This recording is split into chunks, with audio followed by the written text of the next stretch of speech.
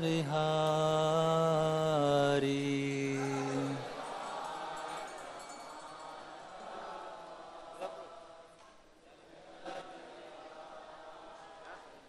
जय राधा माधव कुंज बिहारी।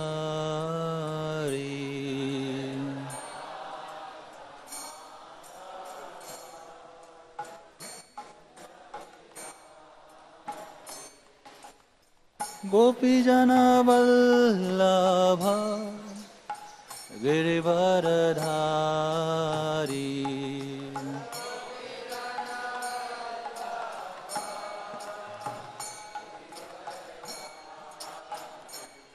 जय गोपीजन वल्लभ गिरिवरधारी।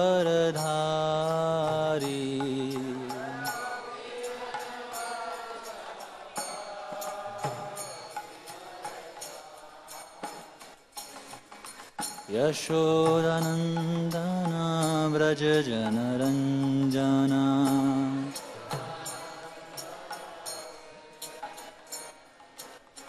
यशोदानंदन व्रज जनरंजन।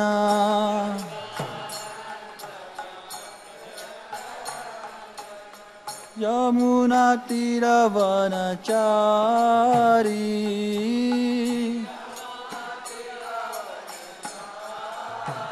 यमुना तीरवनचारी।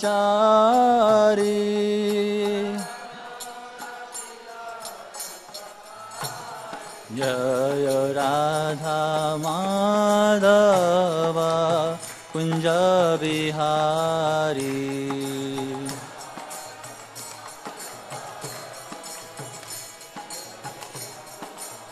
जय राधा माधव कुंज बिहारी।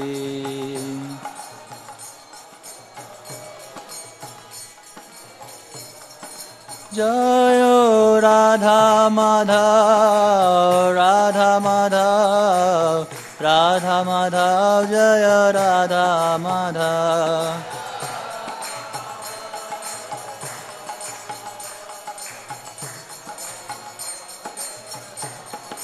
प्रभुपाद प्रभुपाद प्रभुपाद।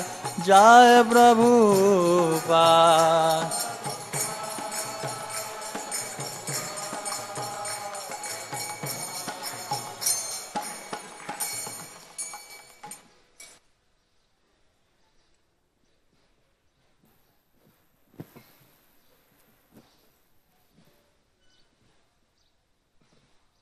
हम ज्ञानतिमिरदस्य ज्ञानञ्जन।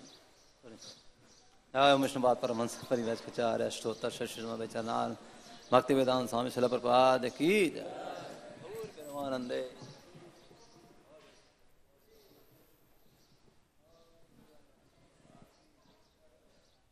ओम नमो भगवते वासुदेवाय।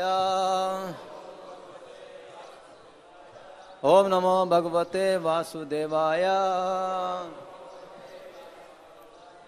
ओम नमो भगवते वासुदेवाय। ग्रंथरा श्रीमद् भागवतम अध्याय स्कंद 10 अध्याय 11 श्लोक संख्या 9 बोलेगा।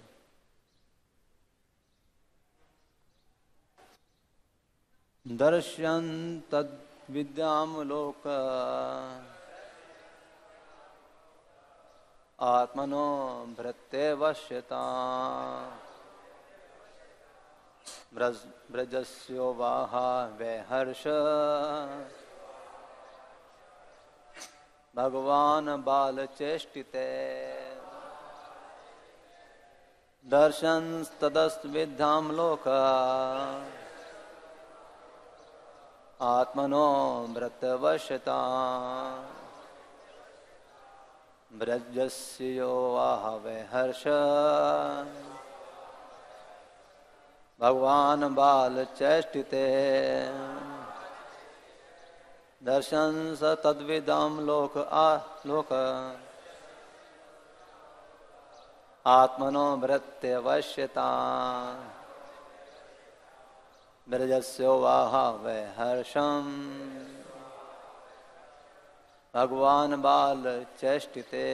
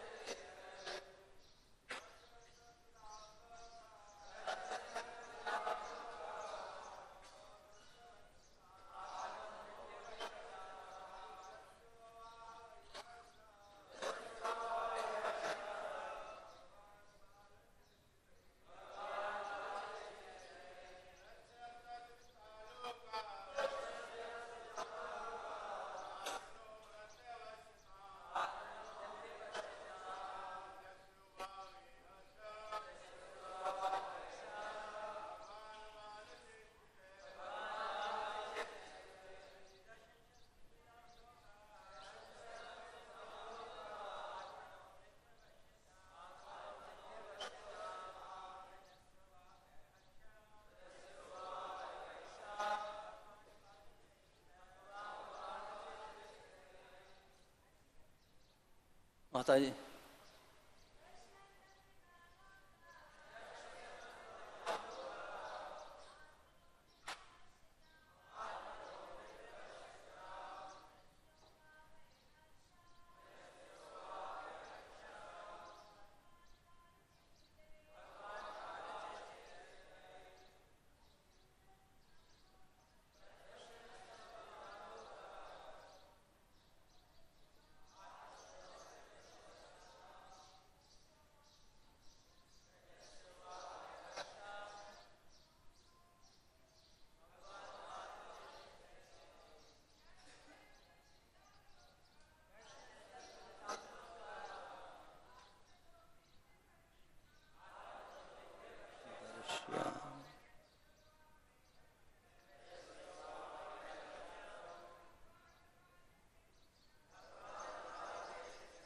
दर्शयन दिखलाते हुए तद्विदाम कृष्ण के कार्यों को समझने वाले पुरुषों को लोके सारे जगत में आत्मना अपने आप को भृत्यवश्यताम अपने दासों या भक्तों के आदेशों का पालन करने के लिए तैयार रहने वाले ब्रजस्य ब्रज भूमि के वहाँ संपन्न किया वह स्नेह तो निसंदेह हर्षम आनंद भगवान बाल चेष्टिते बच्चे के जैसे कार्यों द्वारा अनुवाद तात्पर्य शिल प्रभुपाद की जय। भगवान कृष्ण ने अपने कार्यकलापों को समझने वाले संसार भर के शुद्ध भक्तों को दिखला दिया कि किस तरह वे अपने भक्तों अर्थात दासों द्वारा वश में किए जा सकते हैं। इस तरह अपनी बाल लीलाओं से उन्होंने ब्रज वासियों के हर्ष में वृद्धि की। तात्पर्य ये एक अन्य दिव्य हास्य रहस्य है कि कृष्ण अपने भक्तों के आनंद वर्धन के लिए बाल लीलाएं करते थे। वे इन लीलाओं को न केवल ब्रजभूमि के निवासियों को दिखलाते थे अपितु अन्य को भी जो उनकी बहिरंगा शक्ति तथा ऐश्वर्य पर मुग्ध हो जाते थे, किंतु अंतरंगी भक्तों को जो केवल कृष्ण प्रेम में निमग्न रहते थे तथा बाह्य भक्तों को जो उनकी असीम शक्ति पर मुग्ध रहते थे, कृष्ण की अपने दासों के वश में रहने की इच्छा का पता चला। मम ज्ञानतिमिरन्धस्य ज्ञानाञ्जन शलाकया चक्षुरुन्मीलितं येन तस्मै श्री गुरवे नमः। चैतन्य मनोविष्टम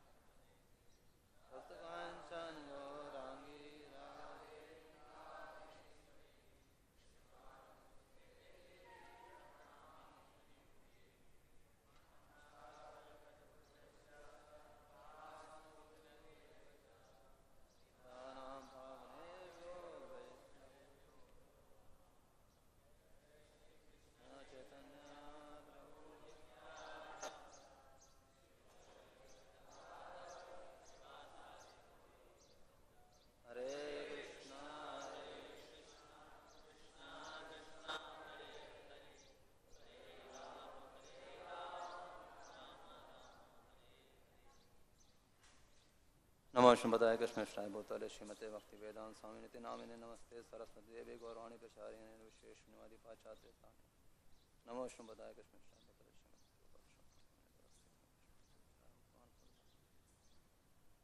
हरे कृष्ण। सो दर्शन तद्विदाम लोक आत्मनो भक्ति वशुदाम ब्रजस्य वाह वै हर्षम भगवान बाल चेष्टितम। भगवान कृष्ण ने अपने कार्यकलापों को समझने वाले संसार भर के शुद्ध भक्तों को दिखला दिया कि किस तरह वे अपने भक्तों अर्थात दासों द्वारा वश में किए जा सकते हैं। इस तरह अपनी बाल लीलाओं से उन्होंने ब्रजवासियों के हर्ष में वृद्धि की। सो जो है हम लोग जन्माष्टमी नजदीक आ रही है तो रोज एक भगवान की लीलाओं का जो है पान करते हैं, सुनते हैं, श्रवण करते हैं। तो वास्तव में जो है भगवान कृष्ण ही एक ऐसे भगवान हैं जिनकी क्या है लीलाएं मधुर हैं, बहुत मधुर हैं। क्योंकि विष्णु तक भी 60 जो है गुण होते हैं, लेकिन 4 अतिरिक्त गुण केवल जो है वो कृष्ण में होते हैं, जिसमें है क्या बोलते हैं वो चारों गुण में मधुरता आती है। तो यहाँ पर ये शिला प्रभुपाद जी बता रहे हैं कि ये एक अन्य दिव्य हास रस है। क्या है कि वो भक्तों को जो है आनंद प्रदान करते हैं, मधुरता देते हैं। तो ये वास्तव में ये जो मधुरता है ये कृष्ण में ही है। तो 4 अतिरिक्त गुण क्या आप जानते हैं क्या है? वेणु माधुर्य, लीला माधुर्य, सौंदर्य माधुर्य और वेणु माधुर्य हो गया, प्रेम माधुर्य है। तो ये जो है 4 प्रकार के माधुर्य जो हैं वो क्या है, ये कृष्ण लीला में ही प्राप्त होते हैं। तो बहुत ही मधुर हैं, उनकी हर चीज मधुर है। यहाँ तक कि विरह में होते हैं, विप्रलंब भाव में भी उसका भी एक अपना ही जो है मधुरता है, आनंद है। और वो जो है इतना मधुर है कि कृष्ण स्वयं उसका आस्वादन करना चाहते हैं। इसीलिए कृष्ण क्या करते हैं, महाप्रभु के रूप में उस विप्रलंब भाव का आनंद लेना चाहते हैं। सपार्षद अपने पार्षदों के साथ, पार्षद भी उनके आनंद लेते हैं। तो हर चीज में कृष्ण के क्या है वो मधुरता है, माधुर्य है। तो इसलिए चैतन्य महाप्रभु और उनके पार्षद जो है यहाँ पर इस विप्रलंब भाव का आस्वादन करने के लिए इस पृथ्वी पर आते हैं, उसका आनंद लेने के लिए। तो ये इस तरीके से है जैसे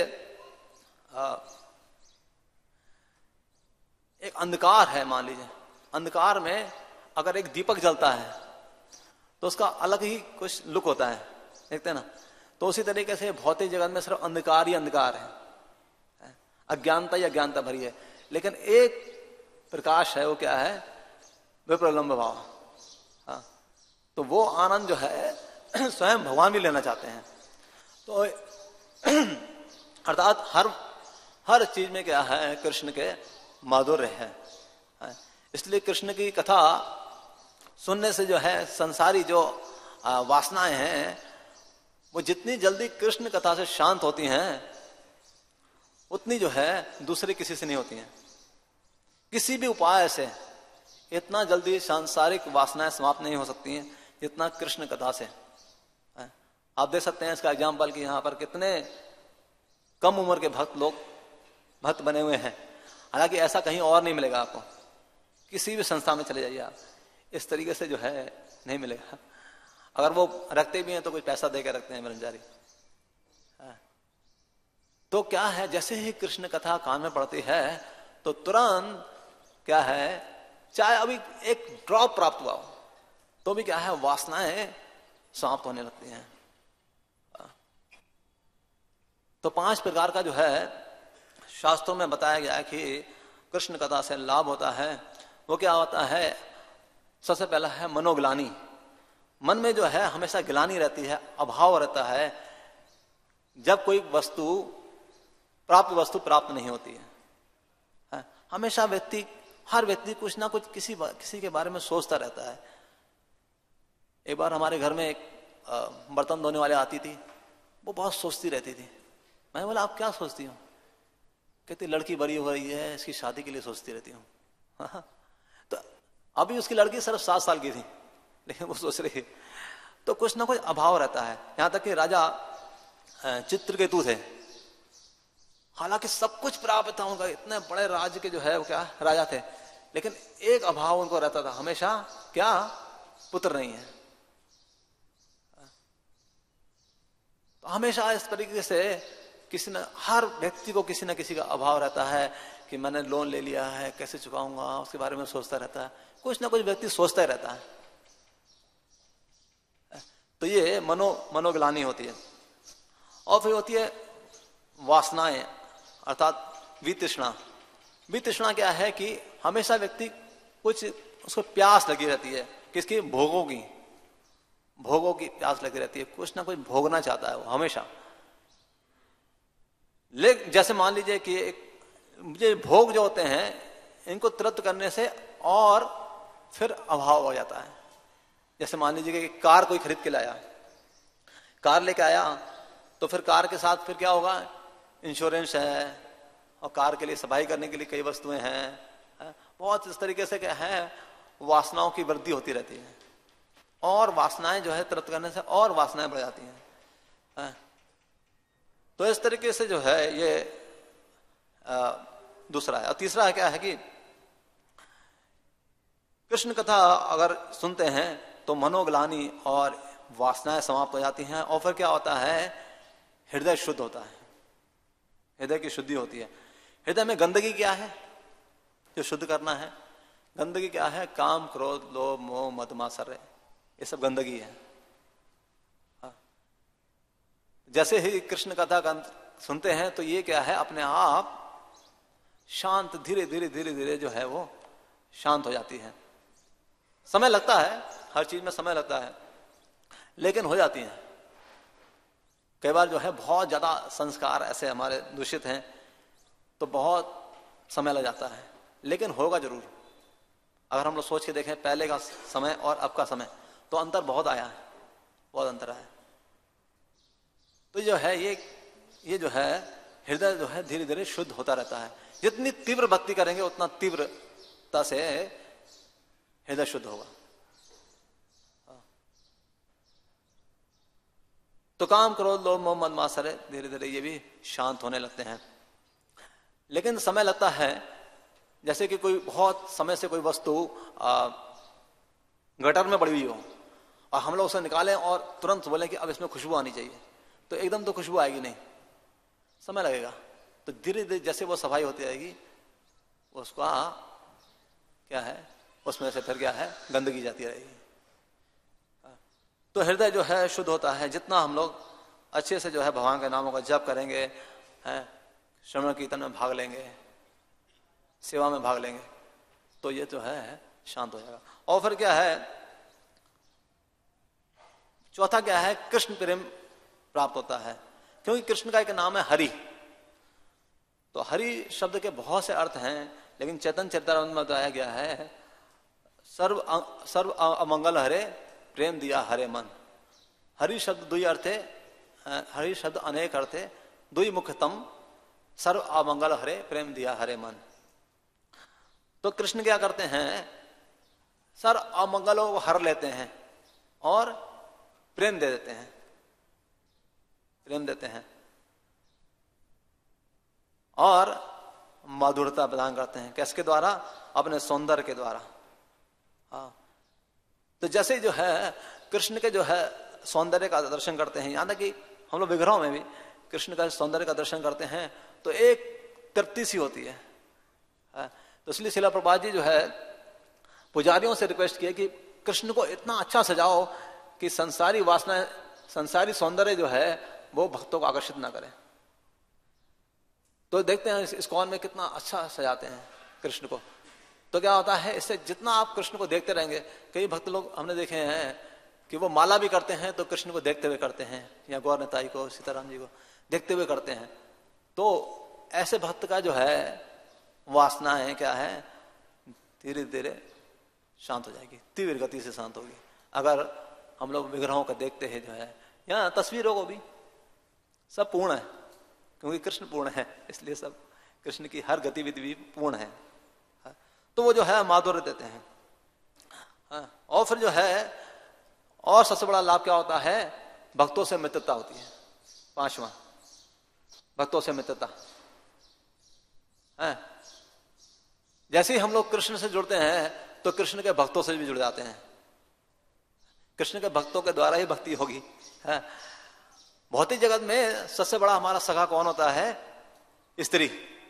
हाँ, तो उसी को जो है सखा, क्या सखी बोल सकते हो आप, उसी को जो है सब कुछ मानते हैं, उसी से आकर्षण होता है। और फिर ऐसे दूसरे सखा मिल जाते हैं जो वो उनकी भी ऐसे विचार होते हैं, तो वो लोग जो है आपस में परस्पर चर्चा करते रहते हैं। और फिर क्या होता है, उससे वासनाओं की और वृद्धि होती रहती है।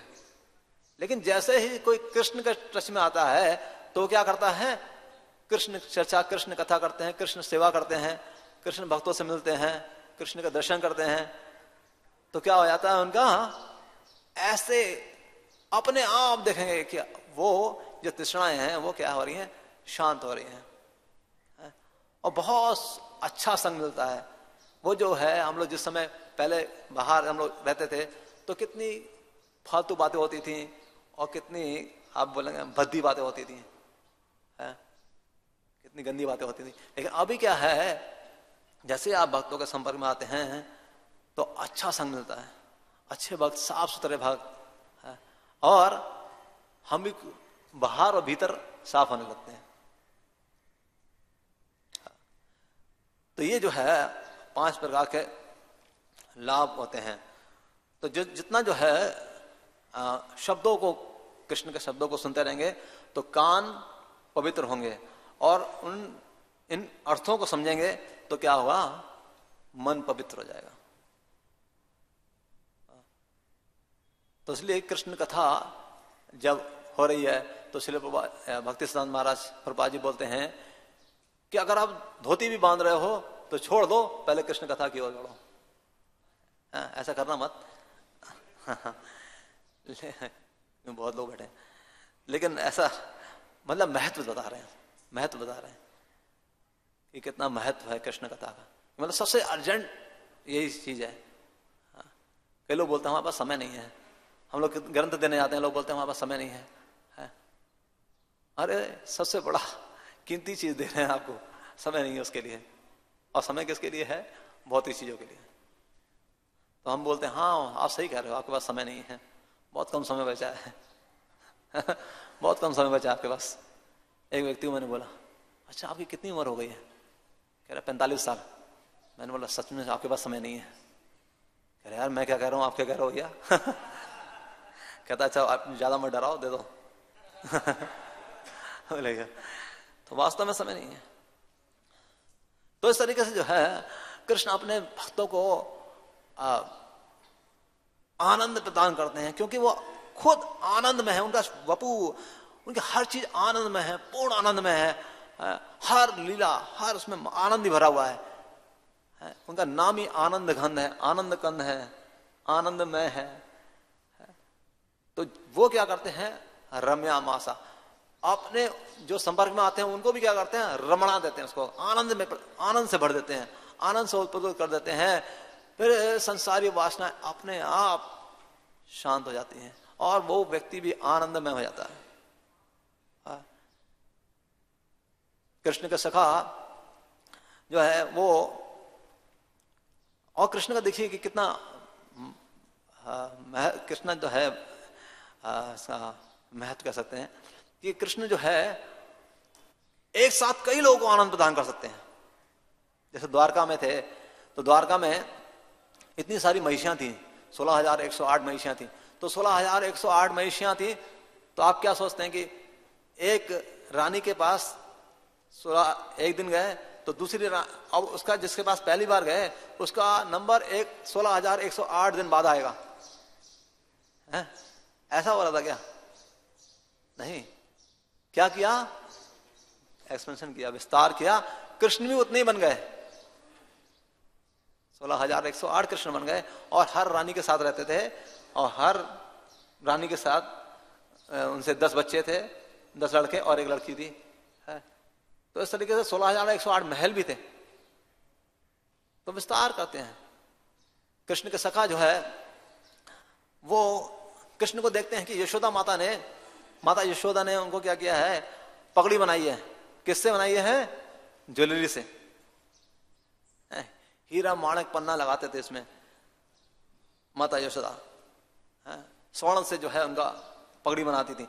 लेकिन ये देखिए इतने साधु हैं, साधु के लिए स्वर्ण और मिट्टी बराबर है, इसलिए क्या करते थे वो सारा स्वर्ण का पगड़ी में उतार के मट्टी में फेंक देते थे।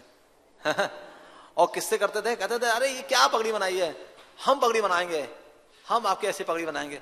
सेवा का मौका देते थे भगवान, और वो सेवा करना चाहते थे। कहते थे अरे ये तो बेकार पगड़ी है, हम तो आपकी पगड़ी बनाएंगे। तो किससे पगड़ी बनाते थे? हैं? अब जंगल में जाएंगे, जंगल में क्या मिलेगा? फूल, पत्ता, फल भी, फल से भी लगाते, फल भी लगाते थे। अभी हमने एक इंटरनेट पे मैं देख रहा था, तो वो जो मायापुर वाले हैं, मायापुर वालों ने कृष्ण का श्रृंगार लीची से किया, लीची और पत्तों से किया। अगर आप देखेंगे वो इतना सुंदर श्रृंगार है, हैरान हो गए। तो फलों से करते थे। और किससे करते थे? एक तो भगवान स्वयं करते थे, वो किससे? मोर पंखियों से। हम लोग एक मोर पंखी लगाते हैं, लेकिन कृष्ण जहां मोर पंखी देखते थे वो खोजते रहते थे अपने बालों में, बार उठा खोजते रहते थे। इसलिए सुखदेव गोस्वामी कह रहे हैं धन्य ब्रजो कसा, कि ब्रजवासी धन्य है। और यहां तक कि कृष्ण क्या करते थे, वो सब ग्वाल बाल कहते थे मैं पगड़ी बनाऊंगा, मैं पगड़ी बनाऊंगा, कृष्ण मैं पगड़ी बनाऊंगा। तो कृष्ण क्या करते थे? हाँ तुम बनाओ। जैसे तुम बोलते थे तो सबको लगता था मुझे बोला है तुम बनाओ, है? और कृष्ण क्या करते थे? उसी समय अपना उतना विस्तार कर लेते थे जितने ग्वाल बाल हैं, और सब बोलते थे मुझे बोला, मैं बनाऊंगा, मैं बनाऊं। तो सब लोग कृष्ण का पगड़ी बना रहे हैं और किसी को दूसरे को नहीं पता है कि ये भी बना रहा है। अब बोलते देखो हाँ अब हुआ ना श्रृंगार, कितना अच्छा श्रृंगार हुआ है। और फिर कृष्ण जो है कभी दूर चले जाते थे, अधिकांश तो दूर नहीं जाते थे, कभी कभी जो है वो अगर दूर चले जाते थे तो देखते थे अरे कृष्ण कहां गया, कृष्ण कहां गया, अरे वो जा रहा है, कृष्ण जा रहा है, चलो चलो चलो उसे पकड़ते हैं। तो सब लोग जो है भागते थे, पकड़ते थे। और फिर जो है सब बोलते थे पहले मैं पकड़ूंगा। तो पकड़ते थे, कहते पहले मैंने पकड़ा। तो सब लोग आपस में वो है प्रतिस्पर्धा करते थे कि नहीं मैंने पकड़ा। फिर वो कहते चलो कृष्ण से पूछो किसने पकड़ा है। तो कृष्ण किसने पकड़ा है? तो कृष्ण कहते थे तुमने पकड़ा है। तो सबको लगता था मुझे बोला है कि तुमने पकड़ा, सब नाचने लगते थे, ओ हरि बोल, मैंने पकड़ा। तो इस तरीके से जो है अपने भक्तों को क्या करते हैं, रमण करा देते हैं। और हर समय सखाओं के साथ हा खेलते हंसते रहते थे, मधुर। कभी जो है पक्षियों की नकल करते थे, कभी पशुओं की नकल करते थे कि कैसे मेंढक चलता है, तो कृष्ण दिखाते थे कैसे मेंढक उछलते थे। देखते ना मेंढक पूरा अपना बॉडी उछालता है, तो कृष्ण भी ऐसे उछालते थे। ये ब्रह्म मोहन लीला में सारा आता है। पक्षी की तरह उनके वो जो है ग्वाल बाल उड़ते थे। तो इस तरीके से कभी कभी क्या करते थे, कुएं में देखते थे, कुएं में देखते थे, कहते अरे देखो ये अंदर एक व्यक्ति बैठा है, वो हमारे जैसा ही वेश बना लिया है। तो उसको गाली देते थे। अब कौन सी गाली देते थे पता नहीं है? वो गाली देते थे, तो वो भी गाली देता था, कहता अरे ये भी गाली दे रहा है, बड़ा बेशर्म है।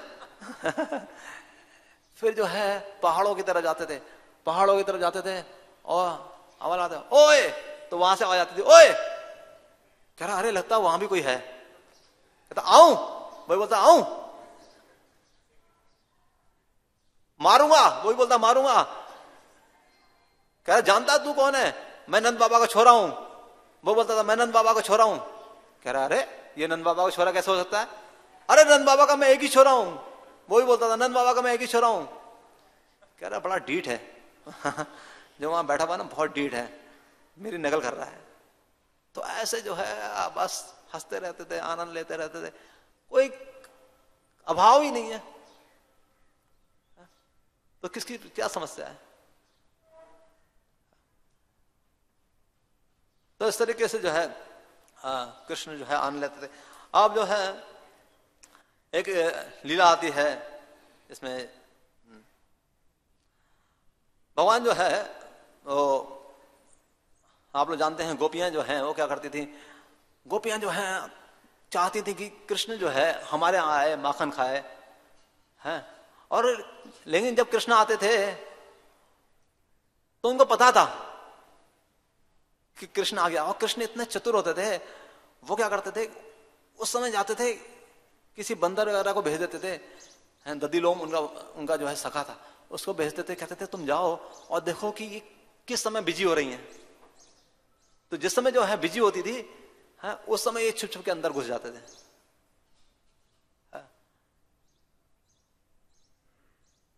तो फिर लेकिन वो जानती थी कि ये आ चुका है, वो जानबूझ के बिजी हो जाती थी, उन्हें पता है कि अगर हम लोग सचेत रहेंगे ना तो ये आएगा नहीं, तो जानबूझ के जो है वो ऐसा करती थी, अपने आप को बिजी कर लेती थी।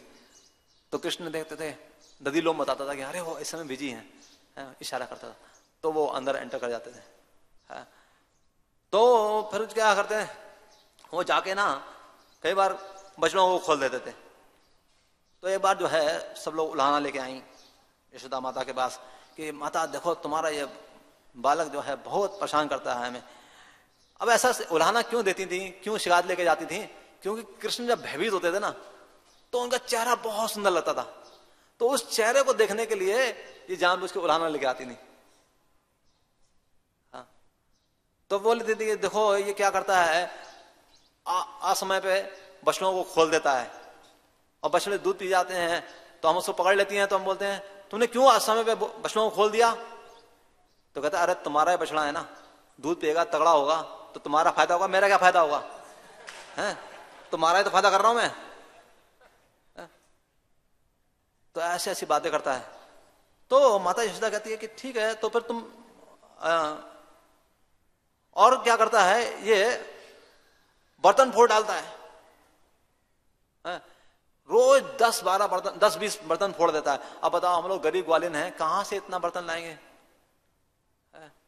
रोज 10-20। और फिर अगर बर्तनों में कुछ भी नहीं मिलता ना तो हमें श्राप देता है, सबको श्राप देता है, कहता है ये देखो कैसा घर है, अरे मैंने इतना मेहनत किया उसका कुछ फल भी नहीं मिला मुझे। ऐसे घर में तो दरिद्रता आ जाए, पूरा परिवार गरीब हो जाए। तो इस तरीके से जो है वो श्राप देता है हमें।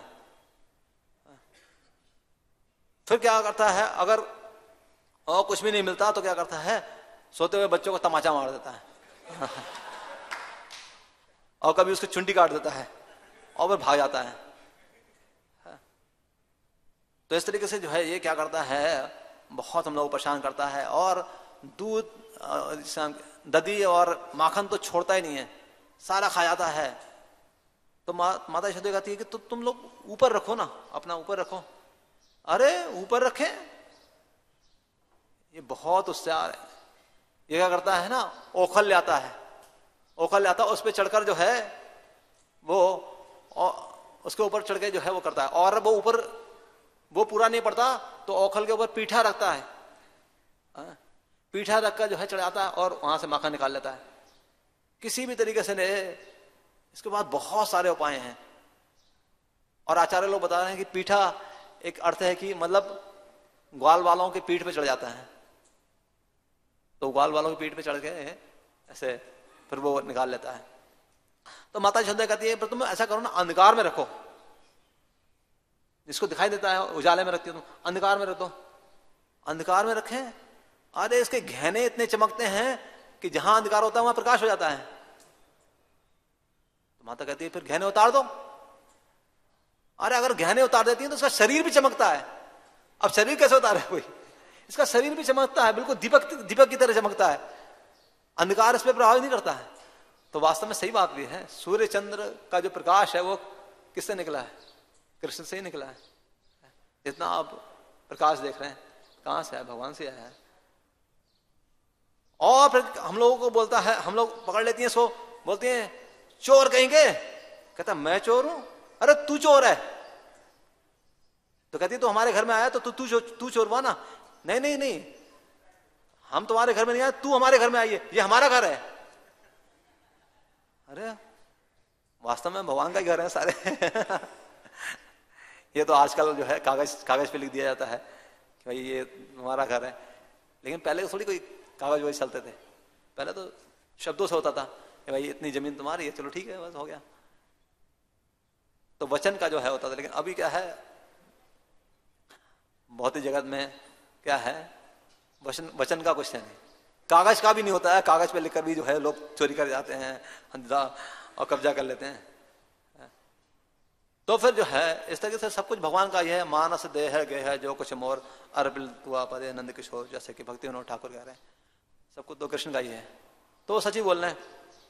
और तो और पूजा के स्थान पर अगर कुछ नहीं मिलता तो पूजा के स्थान पर मलमूत्र कर देता है, हाँ? अब और फिर क्या है, हाँ? बोलता है कि मैं जो है सबका कारण हूं, ये जो तुम पूजा किसकी कर रही हो, ये शिव जी हैं, ये तो मेरा दास है, हाँ? ये क्या है, ये गंगा जी है, ये तो मेरे चरणों से निकल रही है, ये क्या है, तो तुम क्यों इसकी पूजा करते हो? तो वहां पे मलमूत्र कर देता है। हालांकि भगवान के शरीर से कोई मलमूत्र नहीं निकलता है, भगवान का शरीर में कुछ ये रुधिर वगैरह नहीं है, यहां तक कि देवी देवताओं के शरीर में भी से भी मल नहीं निकलता, मलमूत्र नहीं निकलता। लेकिन ऐसा लीला में वो ऐसा कर देते हैं। अगर होता भी है, मान लीजिए अगर आप कहें कि हाँ अगर होता भी है तो भी वो पवित्र है। भगवान की हर वस्तु पवित्र है। अरे इस भौतिक जगत में भी देख लीजिए आप, एक गाय है, गाय का जो है मल मूत्र कितना पवित्र होता है। हम लोग अपने घरों में रखते हैं, यहां तक कि ऑल्टर में रखते हैं, और ऑल्टर से भगवान का अभिषेक करते हैं। यहां तक कि बताया कि देवी देवता जो होते हैं वो इस पृथ्वी पर पांव नहीं रखते हैं, लेकिन अगर इस पृथ्वी को गाय के मलमूत्र से साफ कर दें तो देवी देवता भी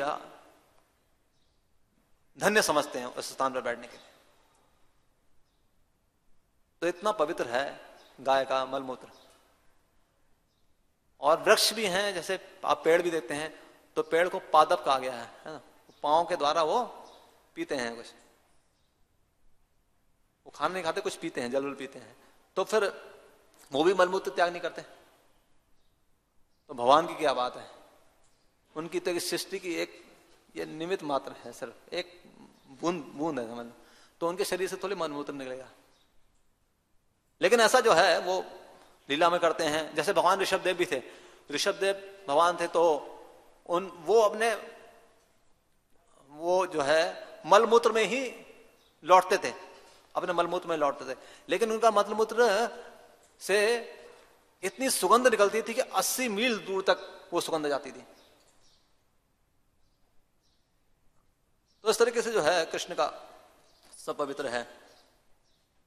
और किसी किसी गोपी से कहते हैं तुम मुझसे विवाह करोगी? मुझे लगता है ना मेरा विवाह होगा नहीं, क्योंकि एक तो मैं काला हूं, ऊपर से ना मैं चोर नाम से विख्यात हो गया हूं, सब मुझे चोर चोर कहते हैं, इसलिए मैं बड़ा होऊंगा ना, मुझे लगता है मेरा विवाह होगा नहीं, तो तुम मुझसे विवाह कर लो। तो इस तरीके से बहुत सारी जो है ये यहाँ पे परेशान करता है। माता यशोदा भी कई बार उनको बोलती थी कि तुम्हारा विवाह करा दें। कहता हाँ मेरा विवाह करा दो, और मैंने ना लड़की देखी है, बरसाने की एक लड़की है, हाँ और वो गोरी है, मेरा उससे विवाह करा दे, लेकिन ना ये बलराम को मत ले जाना, ये बलराम मुझे बहुत चिढ़ाता है, इसको नहीं लेके जाऊंगा मैं।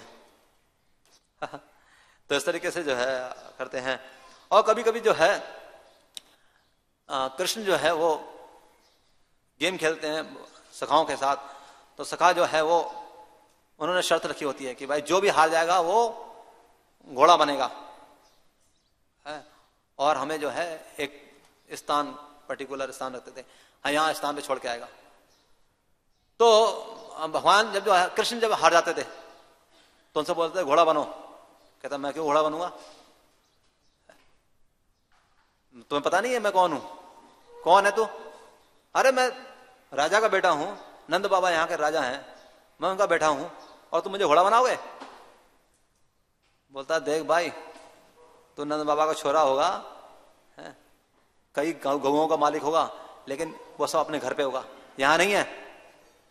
तू हार गया तो अब तुझे घोड़ा बनना पड़ेगा।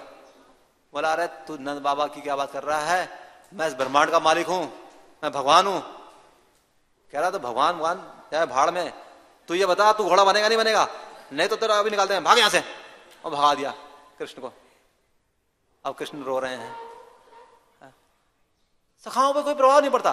देखिए उनके सामने काले नाग पे नाच रहे हैं, गोवर्धन उठा रहे हैं, दावन पान किया है, कितना कुछ किया उनके सामने किया है, लेकिन उनको कोई प्रभाव नहीं पड़ता कि ये भगवान है क्या है। उनको पता नहीं लगता बस ये मेरा सखा है बस।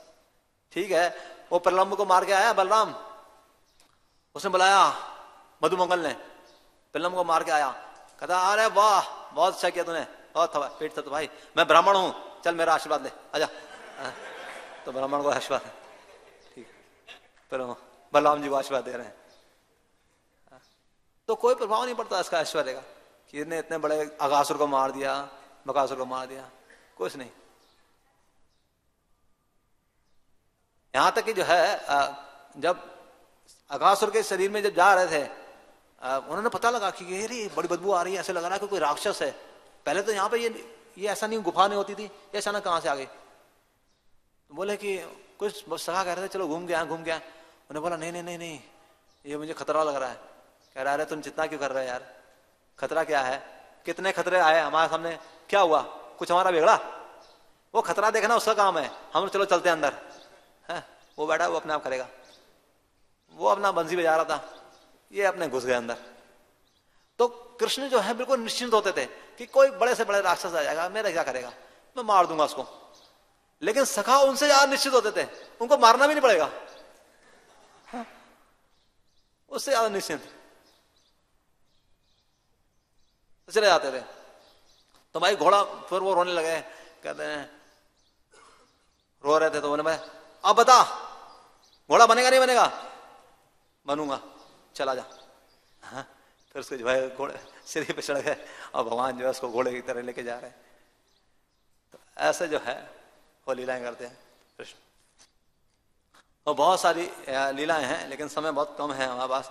फिर जो है एक बार क्या करते हैं कि माटी खा लेते हैं। माटी खा लेते हैं तो बलराम और उसका सखा जो है बता देते हैं कि माता ने माटी खाई है, माटी खाई है। तो कृष्ण को जो है लेके जाते हैं और कृष्ण को बोलते हैं ए तूने माटी खाई है? कहता नहीं खाई है, और मुंह में लगी हुई है, दिख रहा है सब कुछ। कह रहा माटी खाई है? वो कह रहा नहीं खाई है। अच्छा, झूठ बोल रहा है। लेकिन एक तरीके से देखा जाए तो भगवान झूठ नहीं बोल रहे थे। अरे सारा ब्रह्मांड तो उनके शरीर में है, तो ये माटी क्या है? सब कुछ तो उनके शरीर में है। तो उनका खाना ना खाना क्या है? बराबर ही है। ऐसा आचार्य लोगों ने ऐसे वो एक एक अलग अलग आचार्य ने जो है वो व्याख्या की है अपन अपने भाव के अनुसार। तो एक जो है आचार्य इस तरीके से करते हैं कि सारा ब्रह्मांड तो उनके भीतर है, तो वो क्या खाएं क्या क्या ना खाएं, सब समान ही है। यहां पर दूसरे आचार्य कहते हैं कि भक्त लोग जो हैं वो क्या करते थे, भक्त चाहते थे कि कभी जो है हम लोग ब्रज रज खाएं। भक्तों के मन में जो है ये इच्छा होती थी कि हम लोग कभी ब्रज रज खाएं, लेकिन अवसर नहीं मिलता था ब्रज में जाने का। तो क्योंकि कृष्ण के हृदय में क्या रहते हैं, भक्तवास करते हैं, तो भगवान जो है क्या कर रहे हैं, सबको अवसर दे रहे हैं। ब्रज रज खा के सब भक्तों को अवसर दे रहे हैं। तो उन्होंने नहीं खाया, भक्तों को अवसर दिया ब्रज रज खाने का, उनकी इच्छा पूर्ति किया, क्योंकि भक्त क्या है उनके हृदय में रहते हैं। और कुछ आचार्य, एक अलग आचार्य व्याख्या करते हैं कि भगवान के शरीर में अनंत कोटि ब्रह्मांड है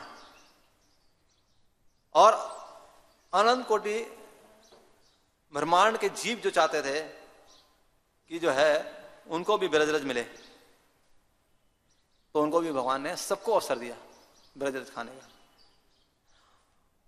और एक आचार्य कहते हैं कि बच्चों का तो स्वभाव होता है, आप देखते हैं ना कोई बच्चे होते हैं वो कुछ भी चीज मिलती है तो मुंह में डाल देते हैं, कोई भी चीज आपको देते हैं, हाँ कुछ भी नहीं मिला तो कपड़ा भी मुंह में डाल देंगे, जो कुछ मिलता है वो सब कुछ मुंह में जाना चाहिए।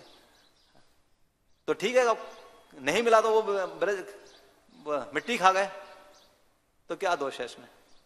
आचार्य लोग कभी भी कोई भी घटना होगी भगवान को कोई भी दोष नहीं देंगे, वो बचाते हुए निकलते हैं हर घटना से बचा के निकलते हैं। जैसे आप मान लीजिए पूतना जब आई थी, तो पूतना ने कृष्ण को आकाश मार्ग पे ले गई, खेचरी थी, आकाश मार्ग पे ले गई, तो वो कृष्ण ने देखा अरे मैं इतना ऊपर आ गया हूं, नीचे देखा ना अरे मैं तो इतना ऊपर आ गया हूं, भाई यहां से गिरूंगा तो मर जाऊंगा।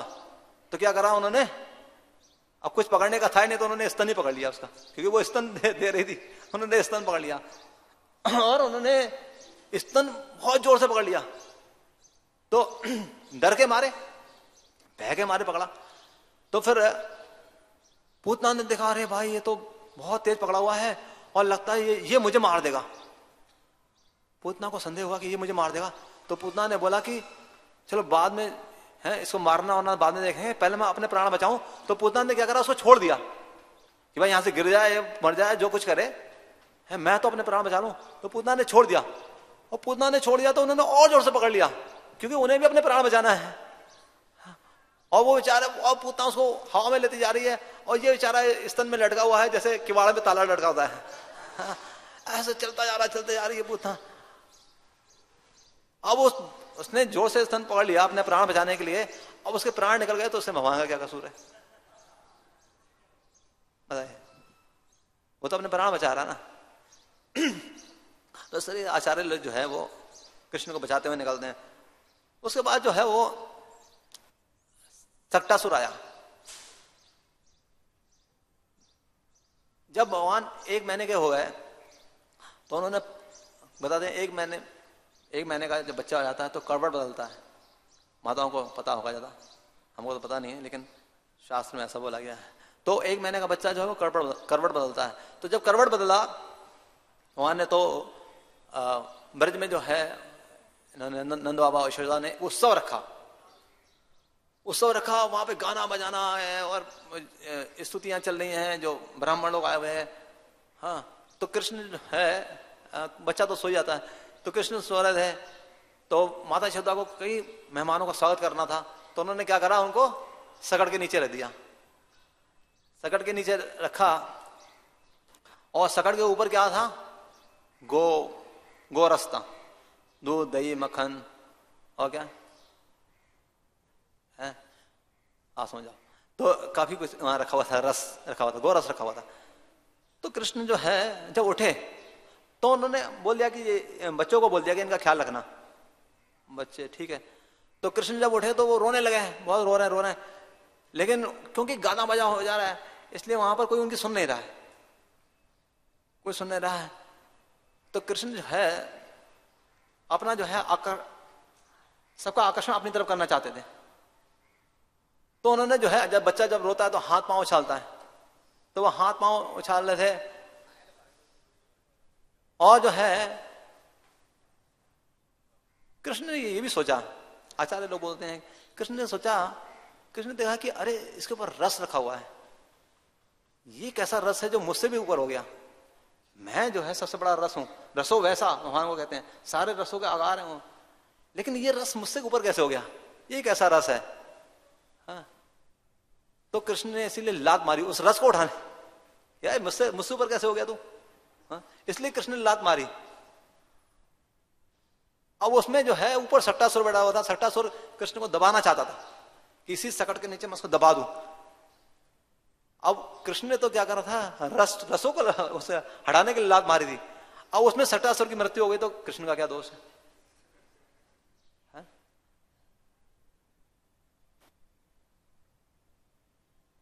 तो उन्होंने पूछा, तो जो आए सब लोग आए, उन्होंने बोला कि अरे क्या हुआ क्या हुआ, तो ये कैसे इतना बड़ा जो है ट्रक पलट गया, क्या हुआ। हाँ। तो फिर सबसे पूछा यहाँ पे कौन था, तो वहां बच्चे थे। अरे बच्चों ये कैसे हो गया, ये कैसे पलट गया। अरे यही पांव उछाला था। मैं देखो, अरे तुम भी मूर्ख हो, अरे वो तो बच्चे हैं, बाल बाशिता बच्चे हैं, लेकिन तुम भी मूर्ख हो, बच्चों से पूछ रहे हो।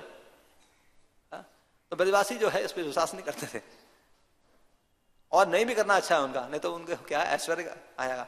तो उन्होंने बोला कि नहीं कृष्ण ऐसे ये ऐसे हो सकता है। फिर उन्होंने उठाया उसको, स्वस्ति वाचन कर रहे हैं, स्नान करा रहे हैं उसको कि पता नहीं क्या हो गया, क्या, चलो भगवान के पास है, हमारा बच्चा तो बच गया। फिर जो है इसके बाद तृणावर्त आता है,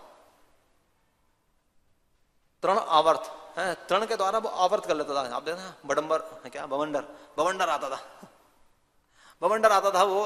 आप देखा गांव में होता है, यहाँ पता नहीं होता यहाँ तो सारी बिल्डिंग आ गई, कैसे होगा। गांव में हम जो गांव में रहने वाले हैं उन्होंने देखा होगा, कई बार बवंडर आ जाता है बहुत बड़ा, तो कई तृण को लेके चलता है। तो उसको तृण आया था। अब तृण क्यों आया, तृण क्या सोच रहा था। तृण देखो, अब देखिए ये जो असुर होते हैं ना, वो भगवान में ही दोष देखते हैं। उन्होंने सट्टासुर आया था, सट्टासुर बोला देखो मेरी इतनी प्यारी बहन थी, उसको उसने मार दिया, तो उसका बदला लेने के लिए आया। अब ये तृण क्या सोच रहा है कि ये जो लड़का है ना, ये बहुत निर्दयी है। देखो इसने सट्टासुर का वध कर दिया। सकट किसे कहते हैं, जो आपने देखा लॉरी के पीछे लगा होता है सकट, जो बैलगाड़ी होती है उसके पीछे लगा होता है, सकट बोलते हैं। तो उन्होंने बोला देखो कितना ये निर्दयी व्यक्ति है, कितना निष्ठुर है,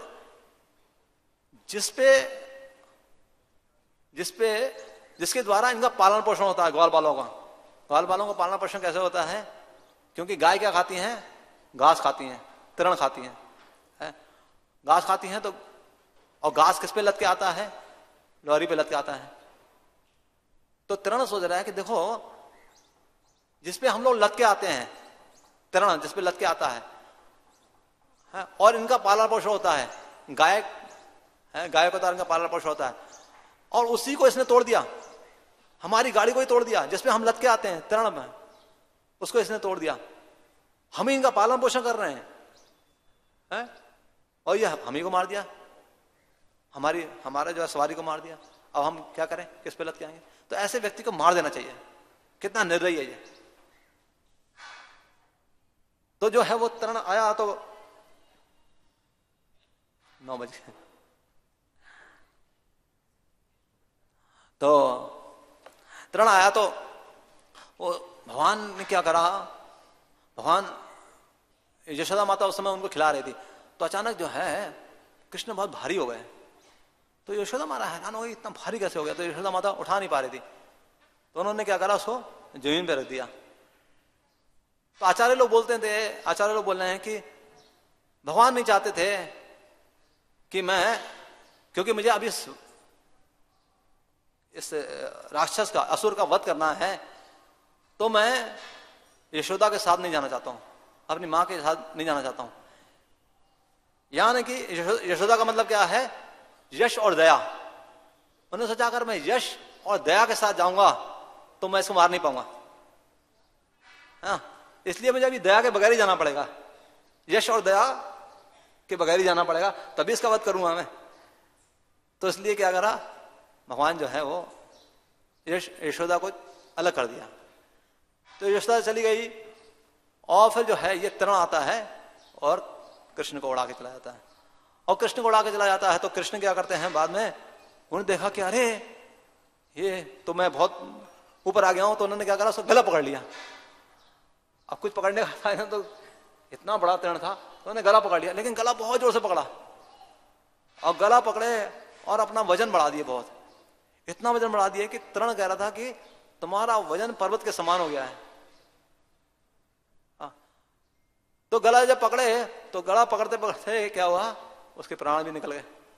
तो उसमें कृष्ण का क्या दोष है भाई, वो तो अपनी रक्षा करेगा ना। इस तरीके से बहुत सी जो है लीलाएं हैं, लेकिन समय हमारे पास अलावा नहीं कर रहा है। 9 बज चुके हैं। यशोदा माता की औखल लीला आप लोग बहुत बार सुन चुके हैं, इससे पहले की जो लीला है औखल लीला है, लेकिन वो अभी हमारे पास समय नहीं है। वो जी कुछ हरे कृष्ण, बहुत बहुत धन्यवाद। तो बहुत ही जो है सुंदर और मधुर लीलाओं का वर्णन किया। मधुर सुंदर इनका नाम है। हरि बोल। तो यहाँ पर बताया गया कि बाल चेष्टिते, कि भगवान अपनी बालक की चेष्टाओं के द्वारा ही जो है बड़े बड़े असुरों का वध करते हैं। भगवान जो अपने सुदर्शन चक्र को नहीं प्रयोग कर रहे हैं, अपनी तलवार धनुष बाण का प्रयोग नहीं करते हैं, बालक की चेष्टाओं के द्वारा ही बड़े बड़े असुरों का वध करते हैं। और जो ब्रजवासी हैं वो क्या सोचते हैं कि हमारे बालक की रक्षा हो गई हमारे पुण्यों से, तो वो जो है और दान करते हैं, पुण्य करते हैं, ब्राह्मणों से आशीर्वाद दिलाते हैं कृष्ण को कि कृष्ण की रक्षा के लिए जो है हम जो है दान कर रहे हैं, दान करते हैं, पुण्य करते हैं किसी तरह से भी। और जब माता यशोदा बहुत चिंतित हो जाती हैं कि मेरे बालक का जो के ऊपर बड़े संकट आ रहे हैं, तो नंद महाराज कहते हैं कि और दान करो, दान करते रहो, दान से रक्षा होगी, दान से बड़ा और कोई पुण्य नहीं है। तो इस तरह से वो करते हैं। और कृष्ण में जो है वो भगवान का गुण भी अगर देखते हैं तो कैसे देखते हैं कि गर्गी जी ने कहा था, नंद जी ने कहा कि गर्गी जी ने कहा था तस्मान नंदात्म जो हमते नारायण समो गुण है, कि हे नंद तुम्हारा जो पुत्र है ये गुणों में नारायण के समान है।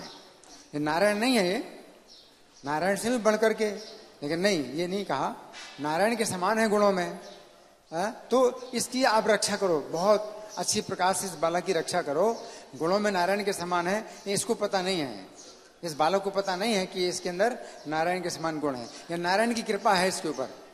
तो वो इस तरह से उनका जो वात्सल्य भाव है वो बढ़ता जाता है कि हमारे बालक में नारायण की जो है कुछ कृपा है, नारायण की रक्षा, नारायण के द्वारा रक्षा हो रही है। तो इस बालक को कुछ पता नहीं है कि इसका अपना गुण है ये। तो इस प्रकार से उनका जो स्नेह है वो बढ़ता जा रहा है। और आज के श्लोक में बताया गया है कि भगवान भी जो है दर्शन दिखा रहे हैं तद्विदाम, यानी जो उनकी महिमा को जानते हैं, भगवान की महिमा को जानने वाले हैं, उनको दिखा रहे हैं। भगवान की महिमा को ब्रजवासी लोग नहीं जानते हैं, वो तो जानते हैं अपना जो है प्यारा जो है बालक है। तो लेकिन जो जानते हैं भगवान की महिमा को, तो उनको भगवान जो है दिखा रहे हैं आत्मनो भृत्य वशताम, कि अपने सेवकों के जो है कितने बस में है भगवान। तो जो ब्रजवासियों का जो धरातल है, भक्ति का जो धरातल है वो बहुत ऊंचा है। भगवान ये दिखा रहे हैं कि जो ब्रजवासी हैं इनका जो धरातल है वो बहुत ऊंचा है, जिस कारण से योग माया उनके उस ज्ञान को ढक देती है और वे जो है कृष्ण को भगवान नहीं जान पाते हैं। तो जो महामाया है वो ज्ञान को ढकती है तो लोग जो है भगवान से दूर होते हैं। तो जो अभक्त हैं वो भगवान से दूर जाते हैं क्योंकि महामाया उनके ज्ञान को ढकती है। और जब योग माया भक्तों के ज्ञान को ढकती है तो वो भगवान के और निकट आते हैं और उनकी सेवा करते हैं। तो ये जो योग माया है ये जब ढक देती है ज्ञान को, तो वो जो है